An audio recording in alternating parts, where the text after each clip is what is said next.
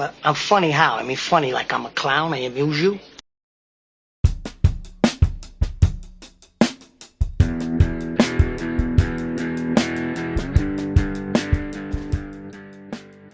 Hey, this is Fig from somewhere in Utah.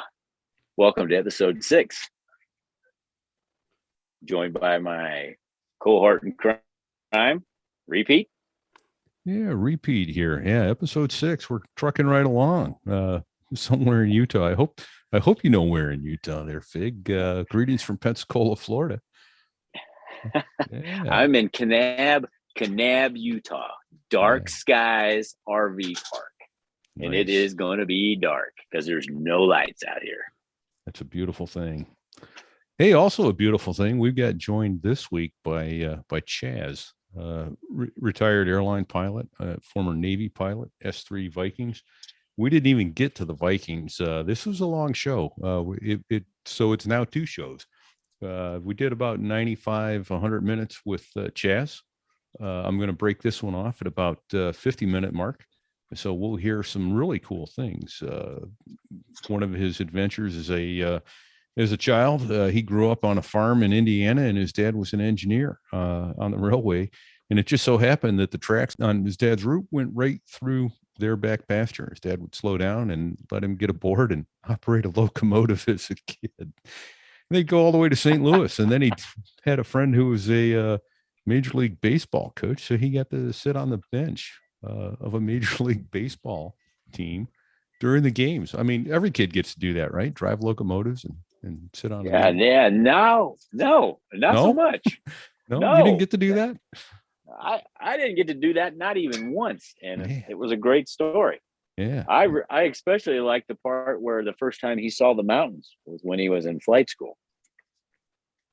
Yeah, that's pretty wild when you think about it. I mean, you kind of take things for granted in life that you see, but yeah, as a farm boy in Indiana, he didn't have many mountains. He got to see them up close and personal, but not for very long, right? Yes, he did. The mountains were going by pretty quick. Oh man! And then he also regaled us with a story about one of his early flights in a Cessna 150. And during the weather, and the weather won, and they did a forced landing in an apple orchard, and it sounded like the beginning of a dirty joke. Another great story. Yeah, another great story. So good stuff. There's a little tragedy in one of his stories. It's kind of an eye opener. It's not for the faint of heart. No, indeed it is. And I think I could be wrong. I think that'll be in the second half. I look forward to having him back because he's got a lot more to talk about. He really does. I've known him for 15 years now, and I am always amazed and often am doubling over in laughter at some of the stories he has. And in fact, he told me one after we got offline, and I'm like, oh, you have got to tell this. Will he tell it? He will, but it has to do awesome. With having someone at the controls who was not current qualified or even a pilot. Navy jet. Yeah, okay. I got to hear that story. Yeah, I got to hear it. So, but it ended well, obviously, or he wouldn't be here to tell us. So anyway, well, look, with that, we'll go no further in boring you here, just the two of us, but we'll move into Chaz here. And the first half of his interview is going to be right here. And then next week, we'll get into the second half. So sit back, buckle up, enjoy the flight, if you will. And I'll chat with you soon, Fig. Take care and enjoy your vacation. Thanks, Repeat. You bet. So long. All right, buddy.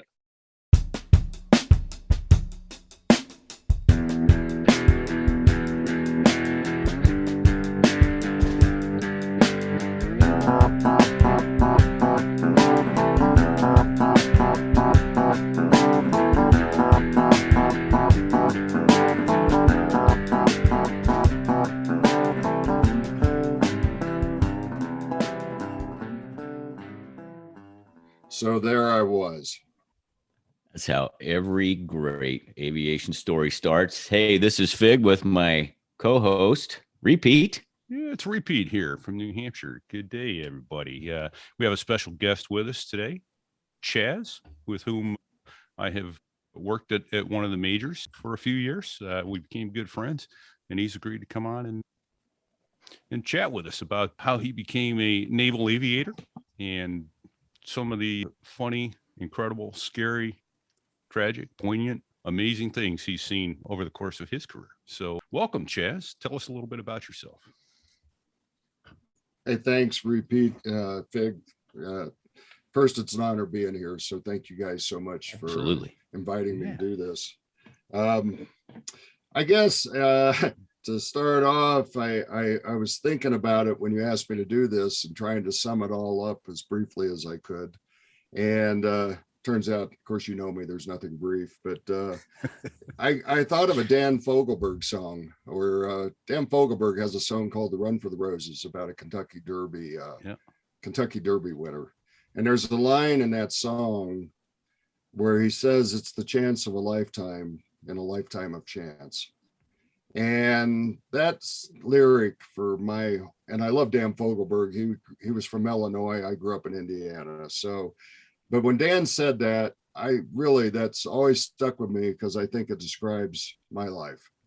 And I suppose it describes all our lives, but yeah, chance of a lifetime and a lifetime of chance. To talk about my career as a aviator, pilot, depending on whether you're Navy or the rest of the world. I didn't grow up in an aviation family. I didn't grow up with aviation interest. I didn't really know much about aviation. I took my first flight in 1972, but prior to that, I was born in 53. So you can do the math, 19. And, but growing up, my dad was a railroader. So I grew up in a transportation family. He was an engineer on the Pennsylvania Railroad, later Conrail. And my grandfather had a picture that hung in his workshop behind his rocking chair. And I have that picture today, and it's my most dear possession. If this house were to burn down, besides getting my family and my pets out, the only thing I would have to get out is that picture. And that picture, you can go find it. It was off of a calendar from way back, and it's a steam engine coming down the tracks, and it was an air race. And right above it's a tri-motor at about 100 feet, and the two of them are just coming down the track. And every time as a little kid, I would go to my grandfather's, and he made a chair, which he built for me to have a place to sit when him and my dad would sit and have a whiskey and talk about life. I could always look over his shoulder and see that airplane above that steam engine. And I just know that's where the seed was planted. And like I said, that picture's in my family room and in my theater room right now. So I was lucky. The dad on the railroad, their tracks ran across our pasture where I grew up. We had a couple of acres east of Terre Haute. And he had a special signal on his whistle that he would hit when he was bringing a freight train through. And he'd slow down sometimes and let me go jump on the train and come up in the engine, and he'd let me run the engine and run it to St. Louis from Terre Haute, or turn around and go on the other way to Indianapolis where he started. He was the Southwest Division.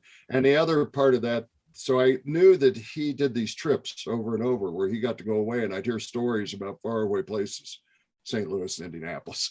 And to me, that was magical because I didn't grow up with a lot of money, so we didn't do a lot of travel. And we went to see my mother's family in Arkansas. So I describe myself as bilingual because I have family north and south of the Mason-Dixon, and love them all. That got me in a few fights on both sides over the years as I protected images that people wanted to throw around. Right. But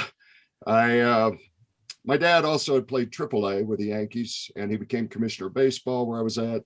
So I got a lot of goodness out of him. He really was an amazing character. And when we take those train trips to St. Louis, and I'd lay over with him at his layover hotel, we'd go to the Cardinals Stadium.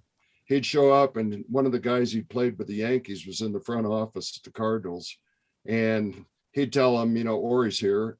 And the guy would come get us and take us in. We go to Cardinals games. One time got to sit on the bench with Julian Javier and Tim McCarver and Bob Gibson and Stan Musial. And, for a kid that was 10, 11 years old, my dad was a god. It got me excited about travel. I thought that's what he did, the plane and thing. I had a junior high teacher who just come home from Vietnam, Air Force enlisted guy, but he'd been a Tonsanute.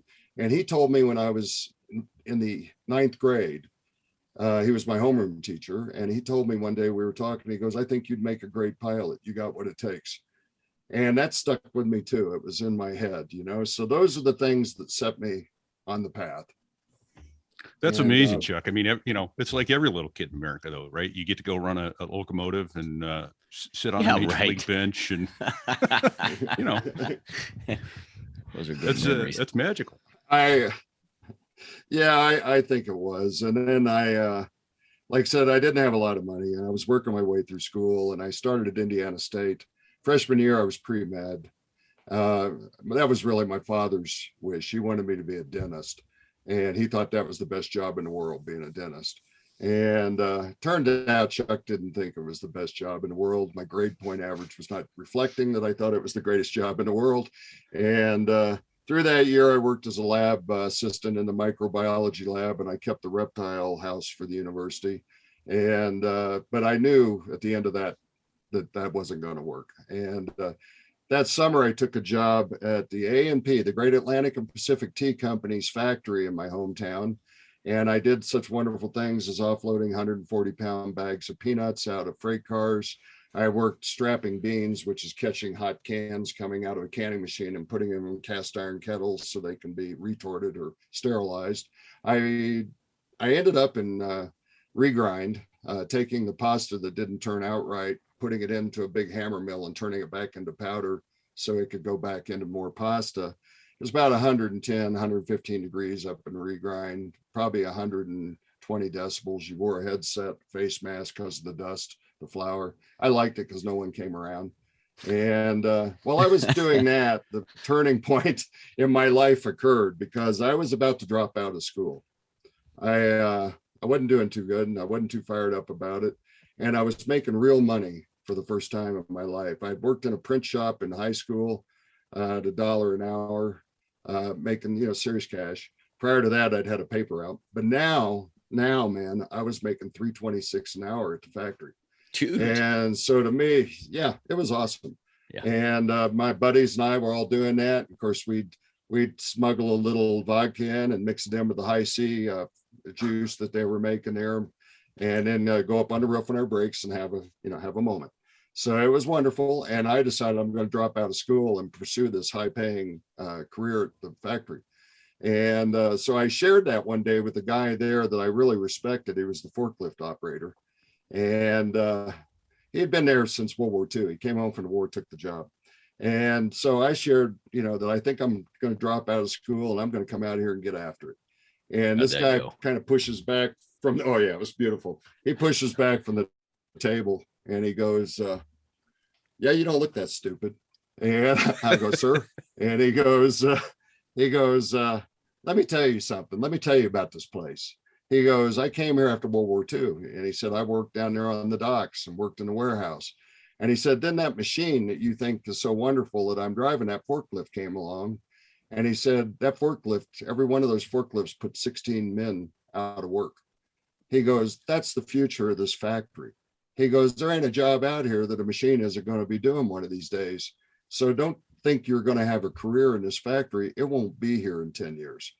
And you know what? That stuck. But the other thing that's even more important, he was 100% correct. That factory, the building is still standing, but it has not been a factory, since 1980s. So wow. He called the shot. Well, about that time, aviation enters my life. I went to the county fair. They had a drag strip next to the county fairgrounds, and they had a Cessna over there on the drag strip giving airplane rides for $5. And they go up and fly around the pattern and come back and land. And so I thought, well, hell, I got $5. I'm making all this good money down there at the factory. I can do this. And so I ran down there and bought myself a $5 ticket and went and climbed in a Cessna 150. Notice I said 150, not 152. So this will make this. And we did a pattern, a loop, and the guy flying it, I think, saw I was interested. And so we did another loop around the pattern there. And landed, and he gave me a card, said, if you're interested in doing this, give us a call. And I got pretty fired up about it. And I ended up leaving the factory, and I took a job as a bellman in a hotel and motel. Let's be honest. It was a motel. and I went back to school, not sure what I was going to do, but I thought, I think I'll run out to that airport and, take a flight, just see how this goes.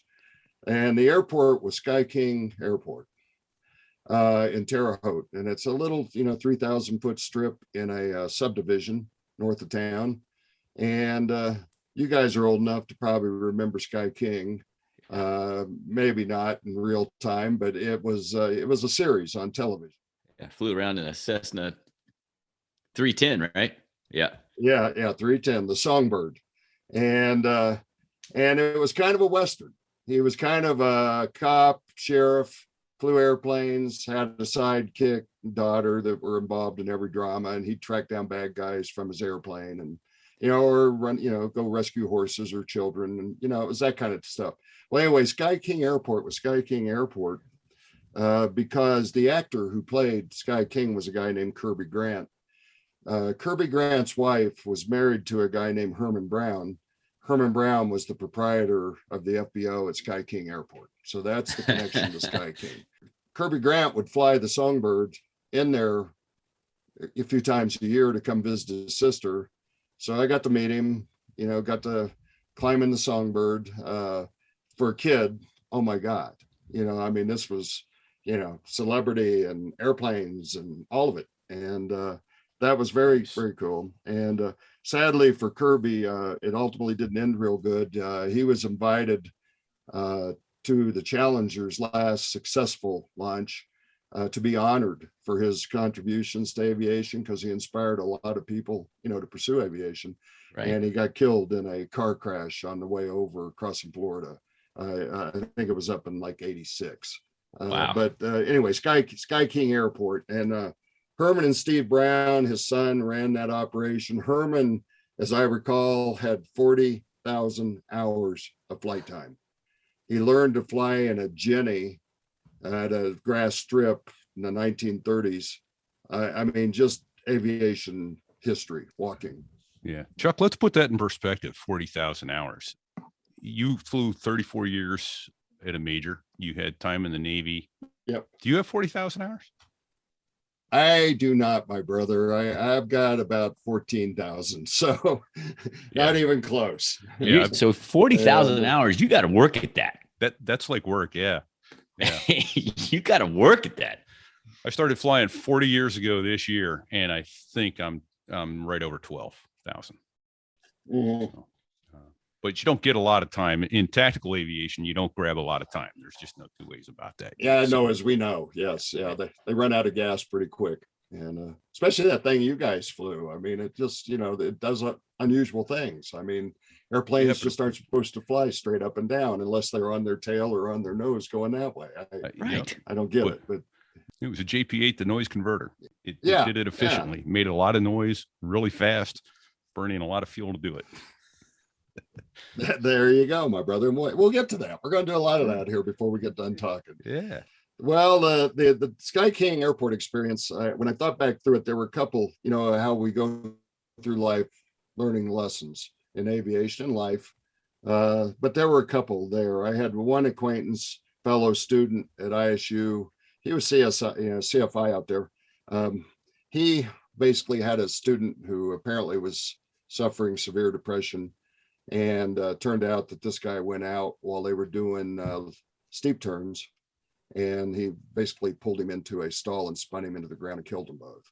And I was about 20 when that happened, and it was pretty jarring.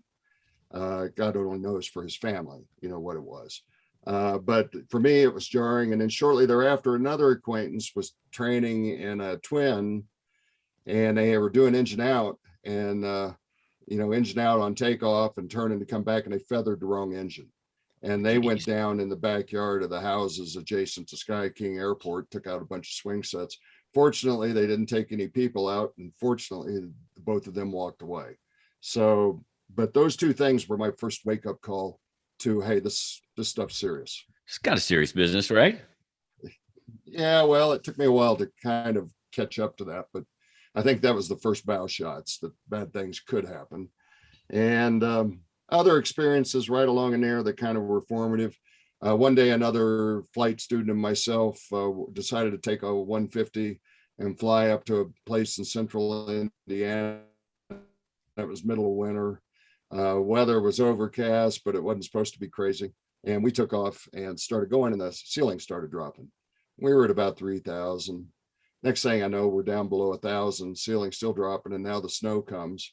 And, the great de-icing capability of the Cessna 150. So the next thing is we have ice all over the windshield, and that's seeming pretty serious. So we're looking at our charts, and we see a grass strip not so far away, so we're going to go for that. But by now, there's about 6 inches of snow on the ground, and we can't really see to identify the strip. We've got about 50 knots wind coming out of the north. Fortunately, the strip was north-south. So we went across looking for it. We knew it was close to a highway. And we saw what we thought was it. So we turned around and came the other way now with 50 knots of tailwind, and we went blasting past it pretty fast, what seemed fast in those days.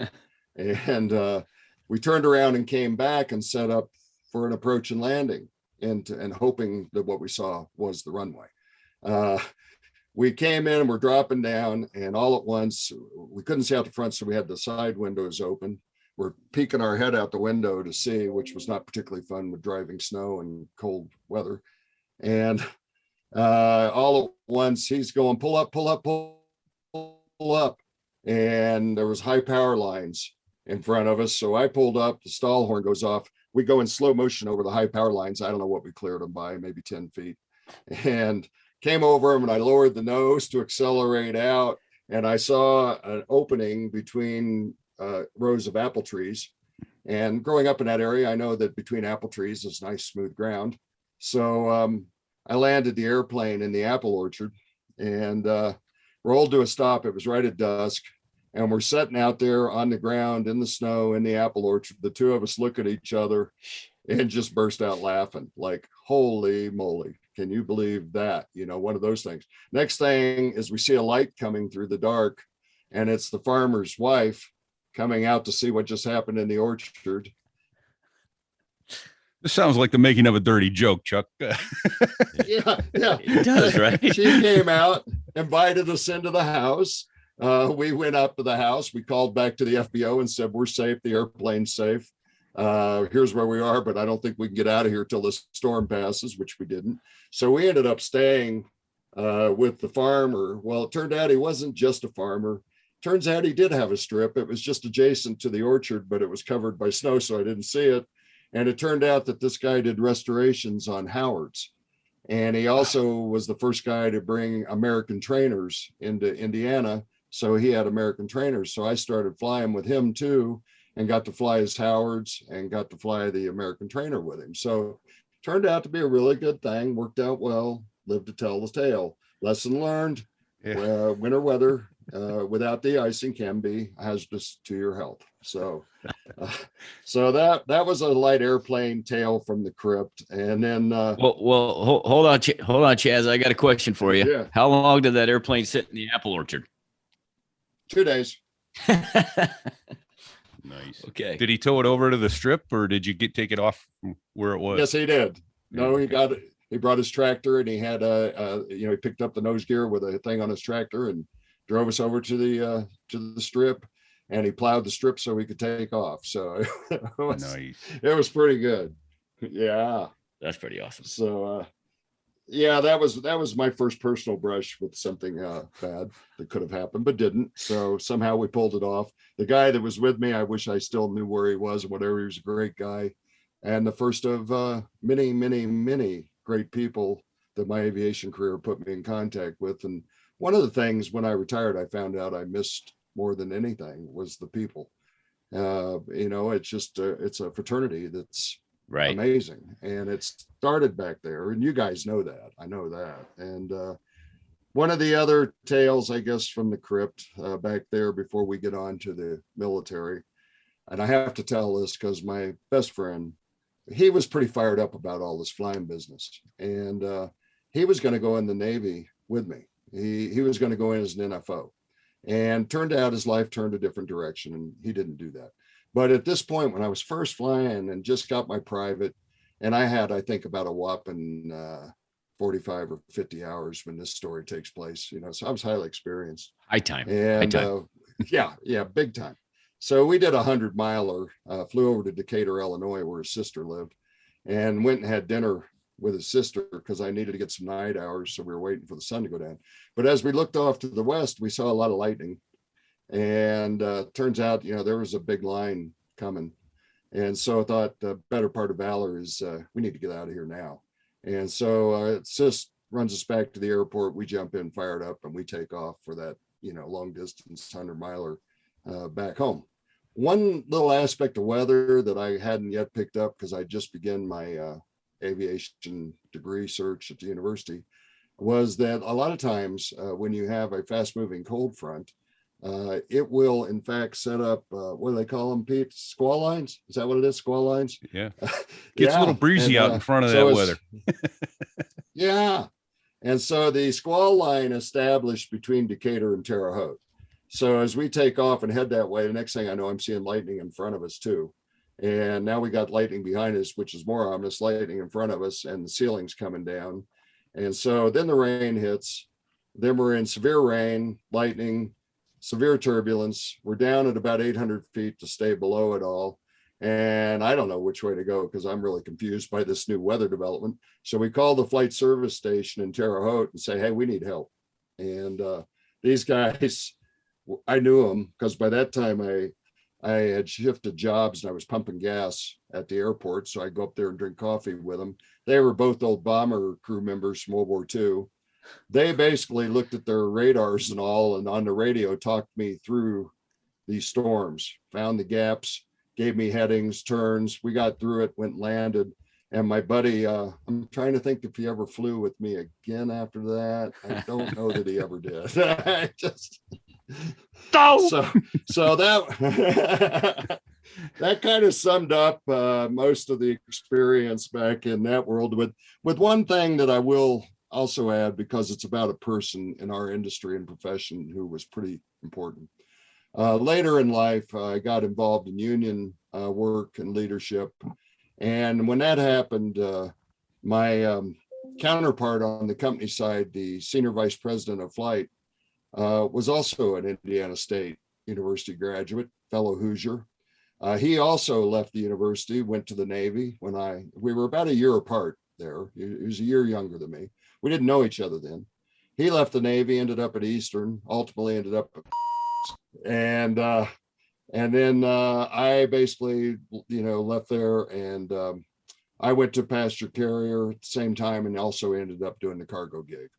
So that individual later in life, when I was doing union things, was amazingly helpful to the pilots at my carrier, and his ability to make things happen and listen and collaborate. And it was truly a remarkable thing. And I still trace it back to those early roots with the fighting sycamores. So, and that's another thing. Think about that for a second, you guys, sycamores that fight. Most people don't even know what that is, except the Wizard of Oz thing, so. Right. No, and I do recall that, things were pretty rough at one point. And when he got into some serious leadership positions, they significantly improved. He stopped the attitude of the beatings will continue until morale improves, and actually tried to listen and engage, and affected some change. Of course, no one can affect all the change, and as pilots, we're never happy unless we're complaining, right? I mean, if Amen, my brother. Well, you got that right. That was kind of the lead in into what's to follow. And so I got started with the flying and all that. I realized pretty quickly, this is expensive. My tip money from the hotel I'd save my tips till I could buy another hour of flight time. Now, back in those days, an hour of flight time was, like $15. So it was, I don't know what the inflation calculation is, but, it was there. Well, let me tell you this. This is part of the reason I actually wound up buying an airplane. It was I promised my daughter with good grades, she could get her grades were terrible, her freshman and sophomore year. So I said, bring me good grades your junior year, and I will let you get your private ticket between your junior and your senior year.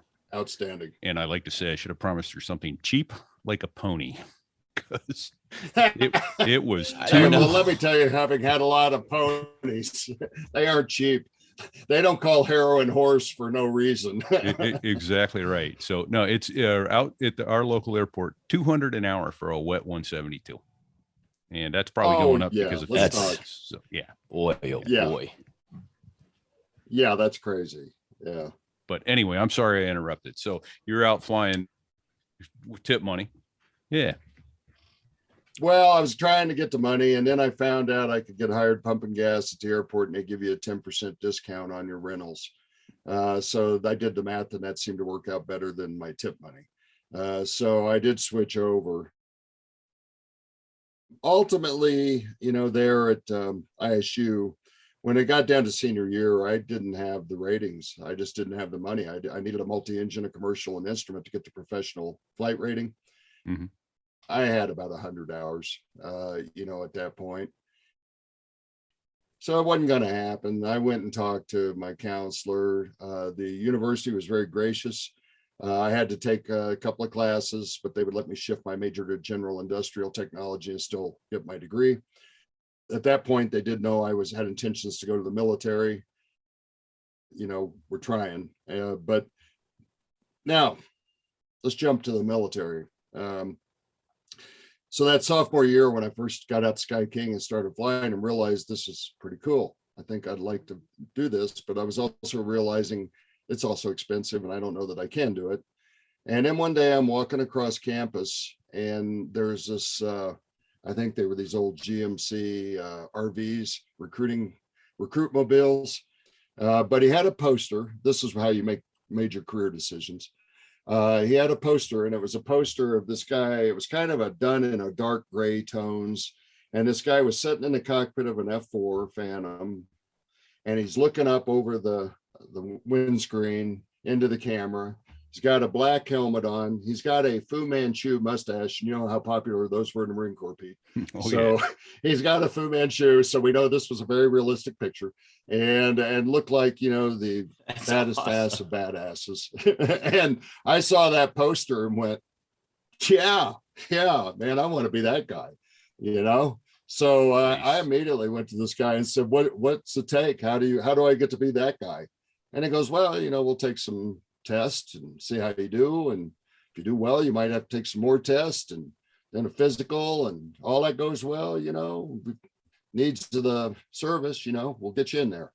And I'm like, well, yeah, let's do it. When do we start? He goes, oh, we can start right now. Just, climb up in here and I'll give you the test.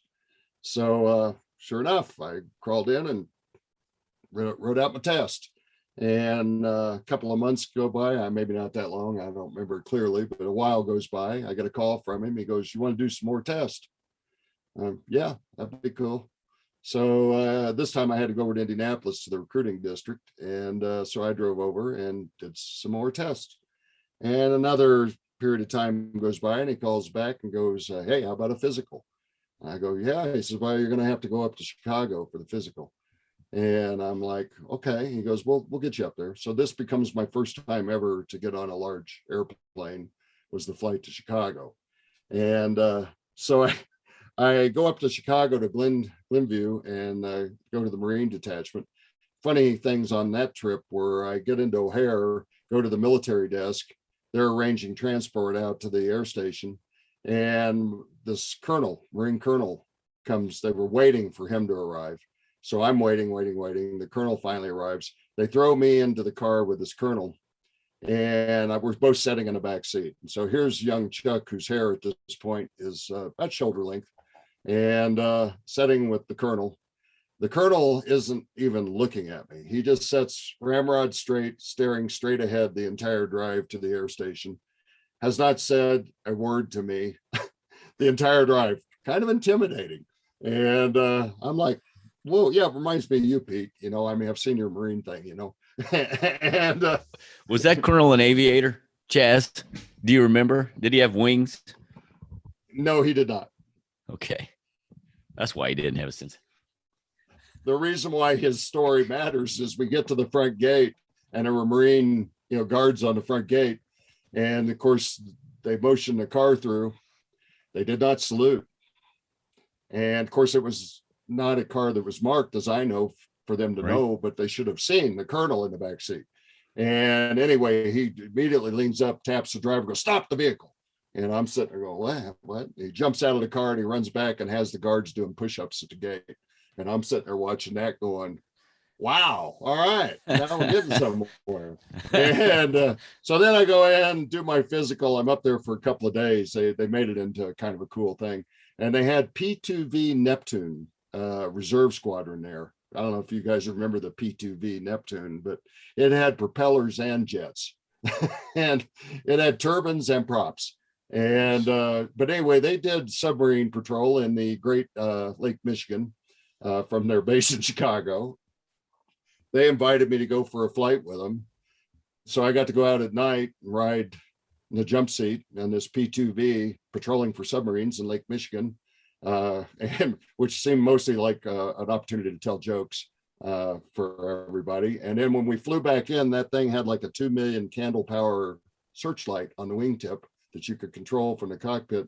So we flew back into Chicago at 200 feet, flew over the hood on the way back to the base, and used their searchlight to search the streets of Chicago as we returned. And I'm like, okay, this looks like fun. I think I need to do this. And so there, that led me ultimately to being a PLC for the Corps.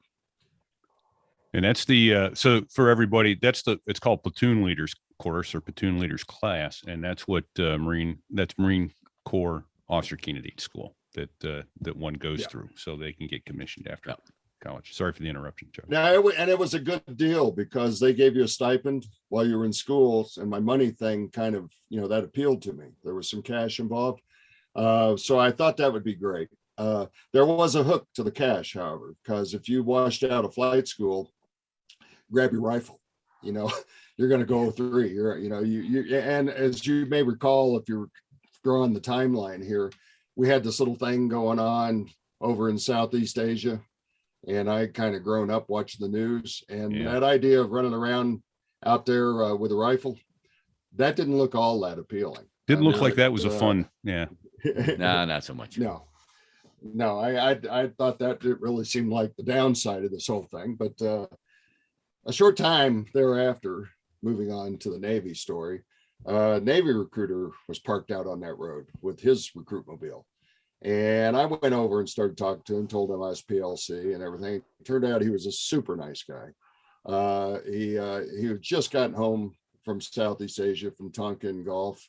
He had flown A4s, and he just was really one of the nicest people I think I've ever met. Genuine, funny, and obviously sea stories. And invited him to come to the fraternity house that night because we were having a party, and he agreed. And he came down to the frat house and helped us float a keg. And then through the evening, we sat around and he started telling stories. And oh my, the stories of low levels in Southeast Asia, the stories of night bombing in Hanoi, the stories of seeing wingmen shot down, the stories of being so low that he hit wires in the streets of the city. I could go on. Then he talked, we're talking crazy stuff. And I heard those stories repeated later at my carrier by another guy who had the same experiences, which remind me to talk about later because they're amazing. But I heard all that and I was like, wow. Then he went on and talked about carrier ops and landing at night and the adrenaline And he basically said, it's more adrenaline than I even got in combat. It's just like this regular fix of it. He goes, it's the greatest thing in the world. And I'm just sitting there with, with my eyes big and my mouth open, just going, wow. And he spent the night at the frat house, and the next day he got up to leave and he grabbed me and he goes, I know something about you that you don't know. And I said, yes, sir. What's that? And he goes, well, you're no Marine. And I go, what, sir? I go, yes, I am. I've already sworn in. I took a little offense at that. And he goes, that's not what I mean. He says, you just got too much adventure in your soul. You need to be on a ship seeing the world. And he said, and you need to fly on carriers at night. That's what you need to be doing. And I thought, well, I'd love to do those things, but I already gave him a word the other way. And he goes, well, what if I could change that? And I said, well, if you could change that, I'd certainly consider it, because this sounds pretty darn cool, what you're describing. Well, a couple of months go by, I get a call. He goes, well, you're in the Navy now. And I go, sir? And he goes, you need to come over and get sworn in to make it official, but you're in the Navy now. And he says, you owe me. And I go, well, yes, sir, I know I owe you. He says, no, you don't. He said, you owe me 2 bottles of fine scotch, because that's what this cost. And I went, okay, that's a fair trade. 2 bottles of scotch for a career. So yeah, we can do that. So that's how I ended up in the Navy. Great story. Became an AVROC, which, Pete, I don't know, you can explain. Aviation Reserve Officer Candidate School, is it? Yeah, and it was a good deal. You didn't get money. I lost a cash stipend, but you did get time in service while you were in school, which was pretty cool. So later on, I understood what that meant. I got more pay. So, and what's really weird about that is the guys like at the academy, because they were getting their school paid for, did not get time in service. So here's me in the frat house at ISU getting time in service, and these guys that are actually doing it, not getting it. I'm not sure that was all fair, but anyway, I was happy to take the money.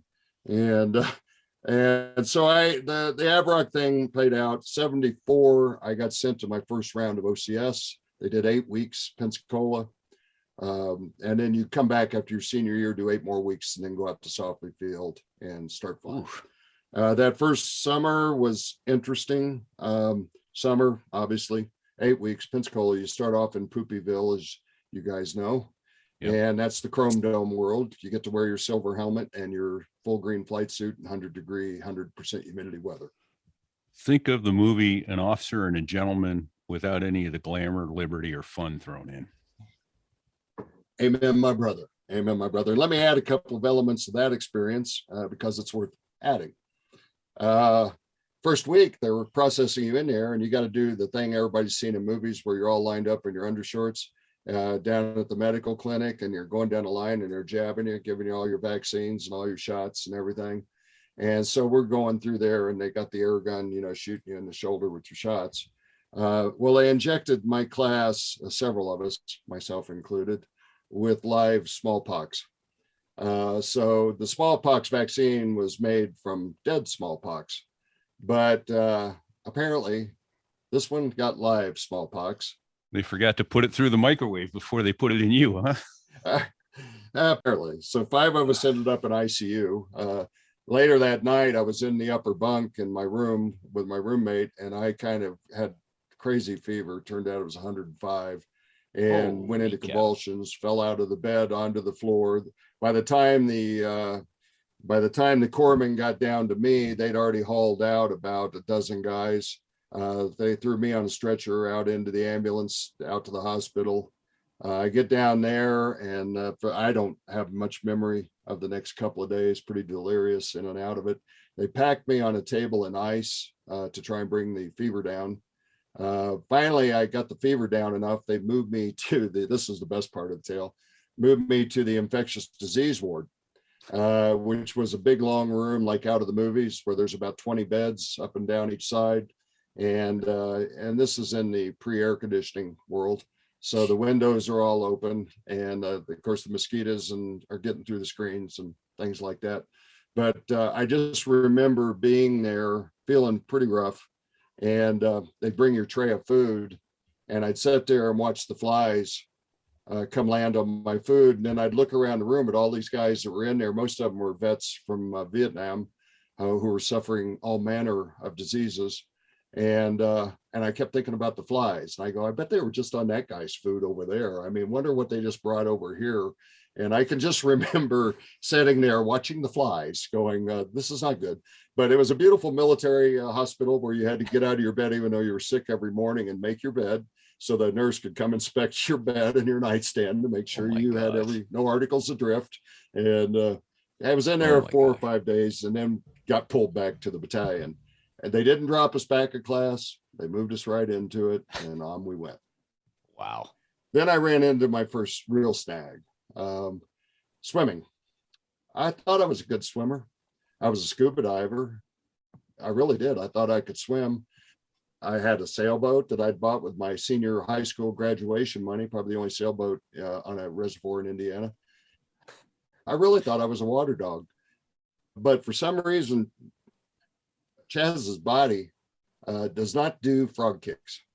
It's just not in my mental wiring and physical makeup, apparently. So I could not qualify in the breaststroke because I could not do a frog kick. I kept scissor kicking. So I got sent to stupid swim.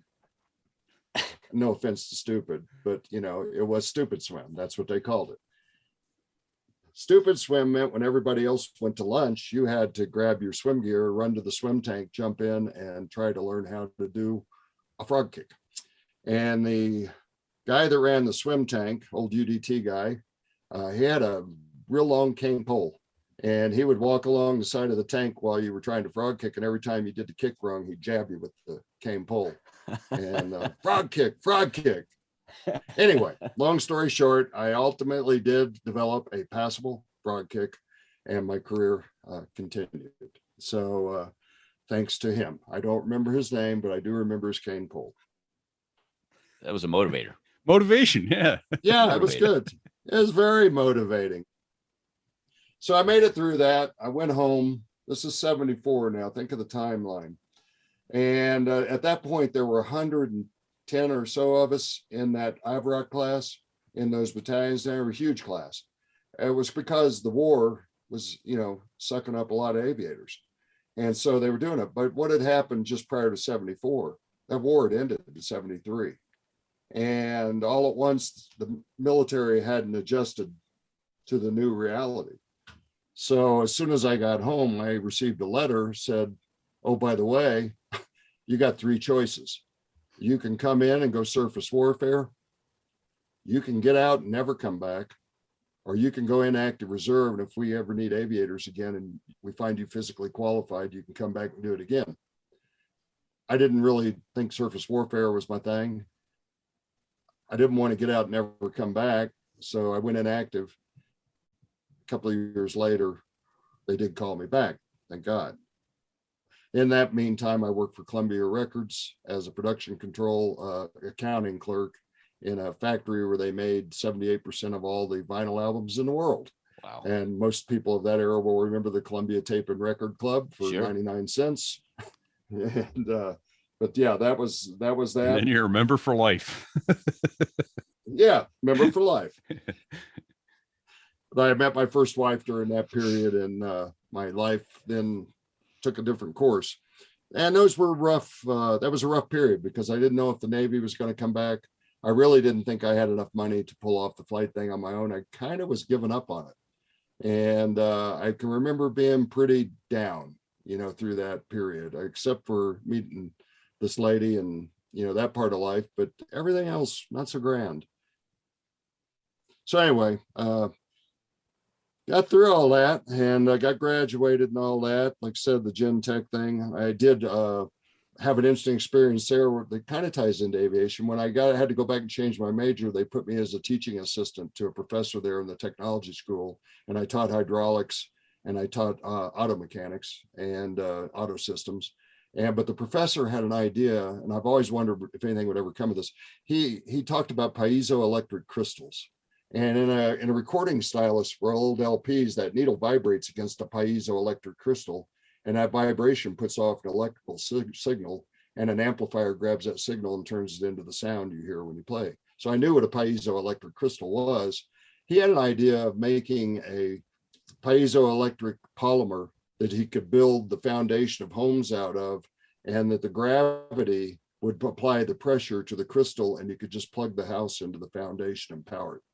And I thought, that's the most blew my mind that this guy had this idea, and he spent his whole life as a professor researching and trying to develop it. So I don't know where that idea ever ended up. Obviously, we don't have our homes plugged into our foundations, but I just remember that as so cool. So anyway, finished, got called back ultimately, 76, finished OCS, off to Softly T-34, Bravo, the Mentor, the Bonanza with a T-tail and an inverted flight tank, and tandem seating.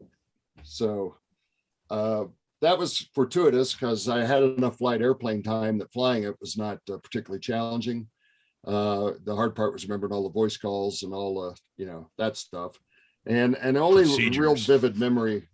Yeah, procedures, those testy things. Yeah. Only real vivid memory I have from that was one day we took off out of Softly and looked out across the Scambia Bay, and there were 6 water spouts out on the bay. There was some weather obviously out there, and I'd never seen a water spout. And I'm in the front seat flying, and I'm over here just gawking at the water spouts. Wow, that's something. And about that moment, I got whacked in the back of my helmet where he grabbed his knee board and smacked me. He goes, "Your job's to pay attention to airplanes, not water spouts. Now get busy." Like, yes, sir. And anyway, I recall that. Then off to Kingsville, jets, T2s and A4s ultimately.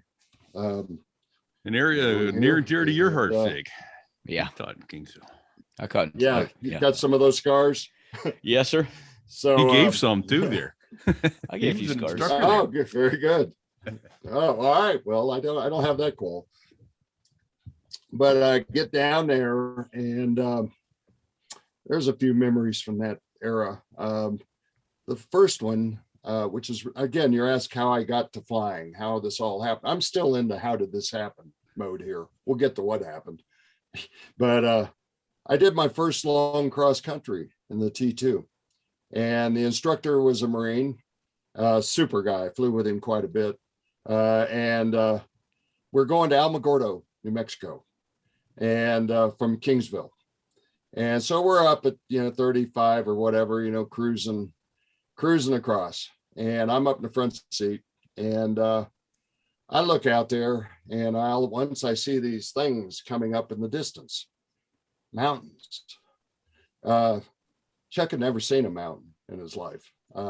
He had seen the Ozarks, but, and no offense to my family in Arkansas, mountains were a little ebb. So them aren't I mountains. really had never, them aren't mountains. Now I'm watching these mountains come at me from whatever the horizon was. And as we're flying toward them, they're starting to stand out. And I'm realizing them's pretty big. I made a comment under my breath. Of course, you're flying with hot mic, oxygen mask on, all that. And he heard me and he goes, "What's that?" I go, "Oh, nothing, sir." And he goes, "Oh, what'd you say?" And I go, "Oh, just mountains, sir." He goes, "Right, Rocky Mountains." And then he thought about it for a second. And he comes back and he goes, "You never seen the Rocky Mountains?" And I go, "No, sir, never seen a mountain." And he goes, "You want to see them better?" And I go, "Yes, sir." Yes, I do. And he goes, "Call center and ask for a descent." And so we descend, come down out of the PCA and get below 18. And he goes, "Call center and cancel our IFR." And I go, "Yes, sir." And then he goes, "I cancel IFR." And he goes, "I got the aircraft." Rolls inverted, pulls. Next thing, we're diving toward the desert floor somewhere out north of Roswell, as I recall. And you remember the regs on altitudes, as I recall. I think the floor was supposed to be 200 foot in the daytime. That one sticks in my brain. Anyway, on this particular day, I think the regs were modified somewhat. And I think it was more like 30 feet, maybe. Well, whatever it takes. Train like you fight. Yeah. And I was sitting in the front seat, just enjoying the view. That this is coming very fast and it's very dramatic. And hey, isn't that mountain looking pretty big up there? And we go zorching up. He goes into a canyon, follows it up, rolls inverted, pulls over the ridge, down the canyon behind, over another ridge, rolls inverted, pulls down. Train following through the mountains, pulling G's, yanking and banking. I'm in the front, just getting tossed around, going, holy moly. Finally comes over the last ridge. We're coming down the last valley toward White Sands. And there's a couple of pinnacles of rock down in the bottom sticking out. And he comes down and just pulls a bunch of G and goes shooting through the rocks, snaps the jet back to level and goes, your aircraft now land. And I'm like, oh, and into the break, down we land. And I remember the thought in my mind at that moment, after the terror of having to land settled in, I just went going, man, I made me a good career decision. Please teach me how to do that, because that's the coolest thing I've ever seen in my life. And they did, and that was cool. And I know you guys know that. And I think this is the part where we have a hard time creating a connection with the rest of the world, because it's pretty hard for people that haven't done things like that to really grasp the power and the majesty of that. Well, my best way of putting it in some sort of perspective is the few times I've driven out west, I've noticed that, for instance, if you come through a mountain pass on a highway and you see the valley in front of you and another mountain range out in front of you, you wind up getting there somewhere between 45 minutes and, depending on where you are, 45 minutes to 2 hours later. And in a tactical jet, you come over the mountains, like you say, you roll inverted, you pull, you're a few feet off the deck, and then you come down and you settle down at 480, 540, 600 knots, and you're at that next mountain range somewhere between 30 and 45 seconds. It's just so many miles per minute. And if you haven't done it, it's mind-boggling. Once you've gotten to do it, there's nothing else like it in the world. No, and that's as true as it gets right there. I mean, this is the beginning of getting hooked on the adrenaline, on the speed, on the excitement. I struggle these days to find it. It lives in my BMW motorcycle. That's where I go now to have those moments out here in the mountains. So I still look for it, even though I'm an old fart. I still find it's good to get a little juice every now and then. Yeah. I'm a lean, mean speed thingy. I apologize for the interruption at this point, but as we stated in the intro, the interview with Chaz is being split into 2 shows. He'll be back with us on next week's show as well, and we will certainly have him back in future shows. We appreciate that you're listening and all the follows and comments. You can follow us on Facebook at sothereiwas.us/Facebook, or on Twitter at sothereiwas.us/Twitter. Please leave us any comments telling us what you like, what you don't like, or what you'd like to hear in a future show. If you're involved in aviation and have a good story to share, please reach out to us and we'll see about having you join us on a future show. Write to us at fig@sothereiwas.us or repeat@sothereiwas.us. Repeat spelled REPETE. In the meantime, check 6.